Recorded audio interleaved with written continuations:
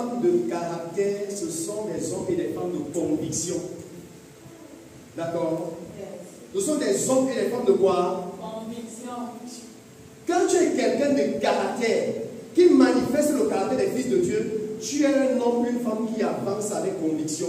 Tu n'es pas quelqu'un qui fait. Vous comprenez? Parce que le caractère te forge une attitude, un système de pensée, façon des émotions à l'intérieur. Que quand tu avances sur un chemin sûr. Tu es convaincu. Et quand tu es convaincu, tu es convaincant. Si je n'étais pas un homme convaincu, je sais que vous ne pouvez pas être béni par mon enseignement. Parce que quand tu enseignes à partir de la conviction, ça influence aussi l'expérience des autres. Amen. Un homme ou une femme de conviction, c'est un homme de caractère, c'est un homme de principe. C'est-à-dire la parole a établi des principes à l'intérieur. Il n'y a pas moyen de. Tu es ferme sur ton chemin. Alléluia. Les vents peuvent secouer. Vous vous souvenez? Matthieu 7. Il dit ceux qui écoutent ma parole et font ce que ma parole. Ah d'accord? Il dit ils sont comme quoi? Fondés sur le roc. Et quand tu es fondé sur le roc, il dit la pluie vient. Les tumultes viennent.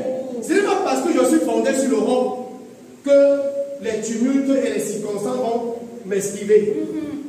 Non.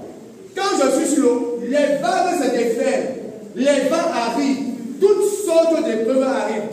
La Bible dit tu demeures fixé. Ça, ce sont des hommes de caractère. Les petites situations de la vie ne viennent pas t'emporter. Tu es ferme. Tu es établi sur le rocher. Tu es aussi le rocher. Tu es ferme dans tes voies. Alléluia. Tu sais où tu vas.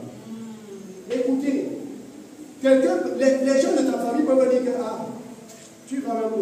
Des choses que tu dis que Dieu, et tu lances même des défis. Tu vas où? Dans la famille, si personne ne va nulle part. Il a été dit à votre sujet dans cette famille, c'est que vous allez tourner ici, là, prendre des mauvais esprits et nous. C'est déjà, écoutez, c'est ce qui a été dit à votre sujet. Non, ne te dérange pas. Toutes les études que tu fais là, c'est la course dans le sang. Vous ne savez pas ça? Écoutez, il y a des arrière-parents qui ont vendu même les 10 prochaines générations.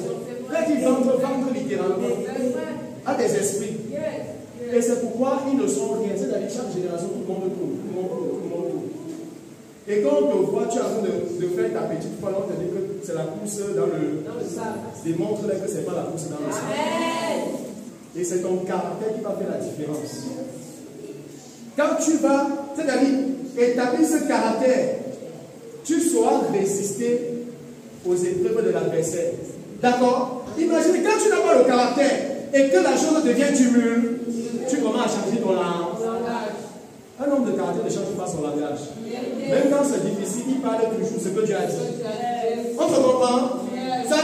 Plus ça devient difficile, plus il parle encore. Et il agit dans la direction. Vous comprenez? Oh, quand tu n'as pas le caractère, dès que ça commence à être compliqué, tu commences à murmurer et tu commences à trouver aux yeux un raccourci. Non, les hommes de caractère, pas de raccourci. Il est résolu sur son chemin, il avance dans la direction. Il sait que ce que Dieu a dit, la chose est en train de marcher à son accomplissement. Les hommes de conviction. C'est un homme de conviction. C'est une femme de conviction. Alors, Romains 14, 23. On va lire ça plus vite. Romains 14, 23. Romains 14, 23. Mais celui qui a des doutes au sujet de ce qui mange est condamné. Alléluia. Parce qu'il n'agit pas par condition. Vous comprenez? Et que si tu as des doutes sur quelque chose, pardon, ne le fais pas. Oublie justement, on a dit au mari, si tu as le doute sur quelque chose, ne le fais pas. Parce que tu n'agis pas par conviction. Il faut que tu fasses des choses à partir de la position de conviction. Ne pas gêner comme ça. Vous savez, certaines choses, pour certains, ça ne peut pas être un sujet d'appréciation. Mais moi, je trouve l'appréciation dedans. Vous savez, un moment, par rapport à elle, elle ne peut pas se baptiser. Elle sait que quand tu as les Dieu se bat. Elle a dit qu'elle sait. Mais pour le moment, elle ne peut pas se baptiser. Dans sa tête, elle est troublée. Ça peut sembler pour quelqu'un comme si elle n'est pas spirituelle. Moi, je vois la spiritualité dedans. Que dans sa tête, il y a le trouble dans sa tête. elle va être fixée là. Et l'Esprit de Dieu va être fixé là. Vous comprenez? Ne fais pas des choses à partir d'une position de doute, où tu n'es pas convaincu. Quand tu es dans une position de doute et tu fais, l'adversaire va te tétaniser. Quelqu'un a fait quelque chose et dit sans conviction, l'adversaire va te tourmenter. Quand tu es convaincu, ça choque les voix de l'adversaire. Il ne sait pas où part. Mais quand tu fais et tu n'es pas convaincu, l'adversaire dans ce que tu as fait va te malmener. Donc vas-y. Tout ce qui n'est pas le produit d'une conviction est péché. Alléluia. Il dit tout ce qui n'est pas fruit de conviction est péché. Où est le péché? Ça veut dire que je peux donner quelque chose à quelqu'un. Mais quand je fais ça à partir d'une manque de conviction, il dit que c'est le péché. Regardez, mon donné devient quoi? Le péché. Tout ce qui n'est pas fruit de conviction est péché. Ça veut dire sois un homme et une femme de conviction. Et comment être un homme et une femme de conviction? Reçois la bonne parole, médite la bonne parole, c'est tout. Tu reçois la bonne parole, tu médites la bonne. Vous savez tous ce que c'est que la méditation, non? Parce que quand tu médites, ça va jusqu'à ta conduite. Sois un homme et une femme de caractère. Quand tu es dans une femme de caractère, quand tu parles, je t'assure, ta voix est différente. Et c'est ça qui fait la différence entre Jésus et les pharisiens. Les pharisiens enseignaient juste des choses comme ceci. Mais quand Jésus a parlé, on a dit que personne n'a jamais parlé comme celui-ci.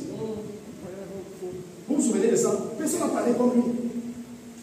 Il parle comme ayant de l'autorité. C'est ce qu'on a dit au sujet de Jésus. Vous croyez que ça vient de voir la conviction? La chose est réelle en lui. Il n'essaie pas, ou il ne teste pas ce qu'il dit, il sait que ce qu'il dit c'est ça. Convaincu.